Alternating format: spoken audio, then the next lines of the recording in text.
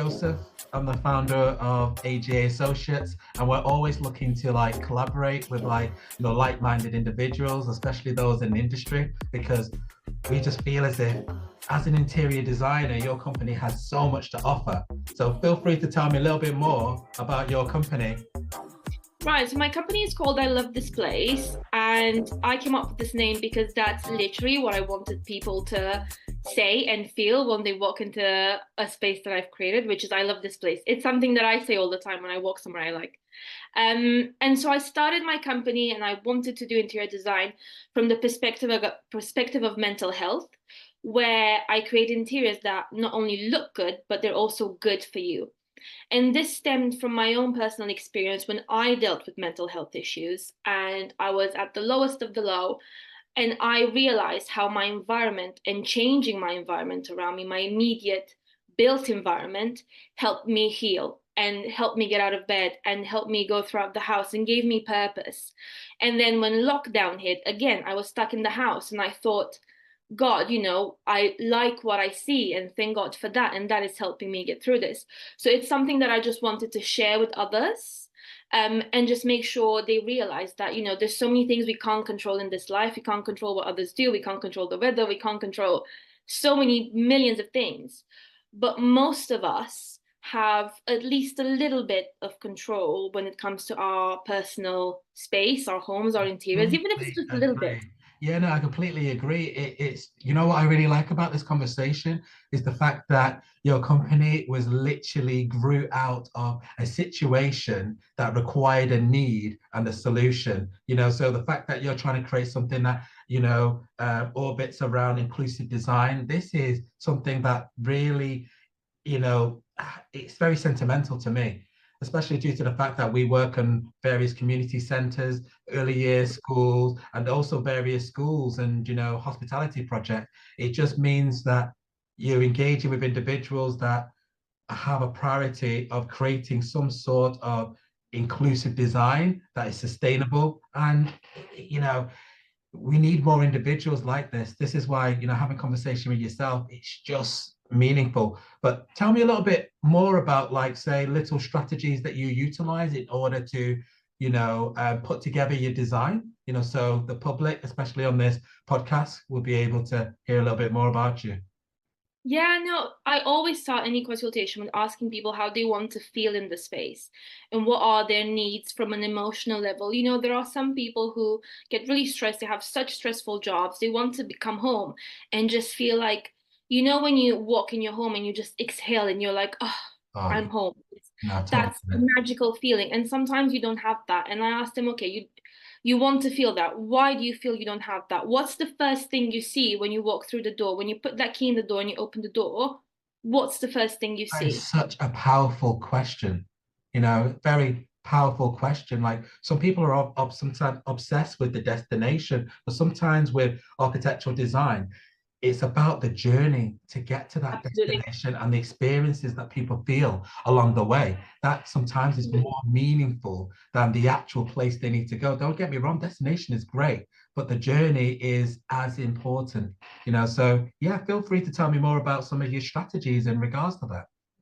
100%. I think you can't get to your destination properly. You're not going to get where you want to get to if you don't think about the journey. And this is an exercise that I ask, it's my strategy, if you will, the exercise that I ask clients to do.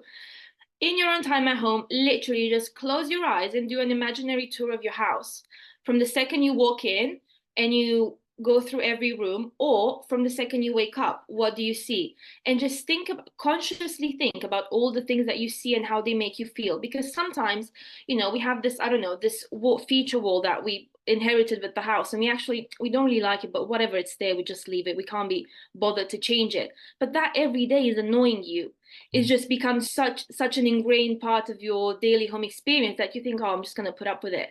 But change it. It's bothering you. Put it on the list. What else? Walk to the next room. How do you feel in here? How would you like to feel?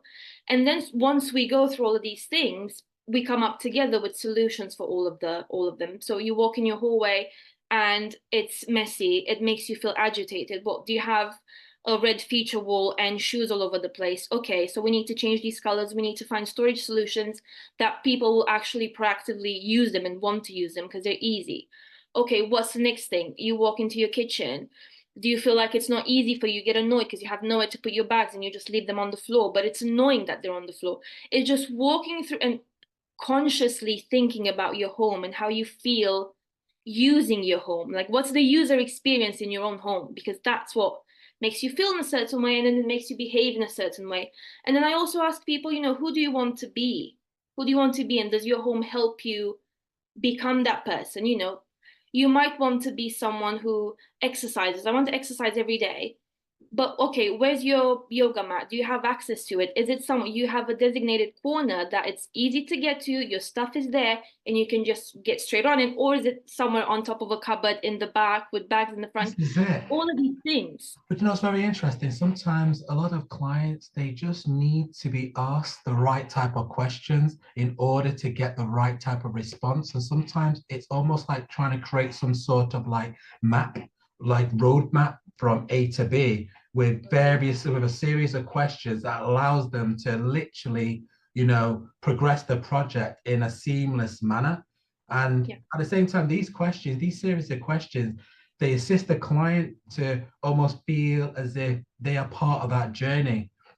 So for us, as an architectural practice, we don't like to assume that we know everything. We like to ask those important questions just to tease out some of those nuances, get an understanding of, say, for example, if it's like a couple, what's the relationship like? What do you like? How do you experience the space? And then go to the other person and ask them, how do they experience the place? And then, because they may not have actually had that conversation, and then suddenly there's a surprise when we start going through some sort of like look and feel in the design, and they've got two different narratives rather than an immersive approach. Okay, so we've had many scenarios whereby we've talked to one partner and they've talked about how they would really like to engage with the children in a very particular way, be able to see what the children are laughing at around the corner of some of these exhibition spaces, or some of these say theater rooms or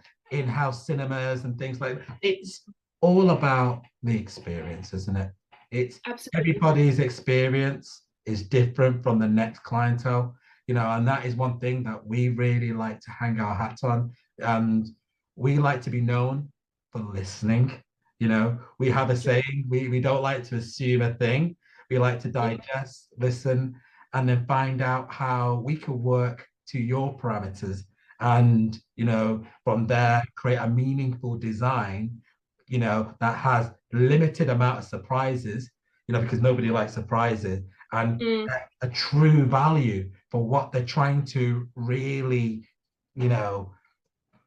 try to get some sort of like true value of what their true vision of what they're trying to aim for. So, with that said, because we're going to have to wrap up soon, but what we will do, here's your window of opportunity. Feel free to tell the audience a little bit about your company, where to find you, and, this is your moment. Feel free to tell them. Perfect. Where can they find you?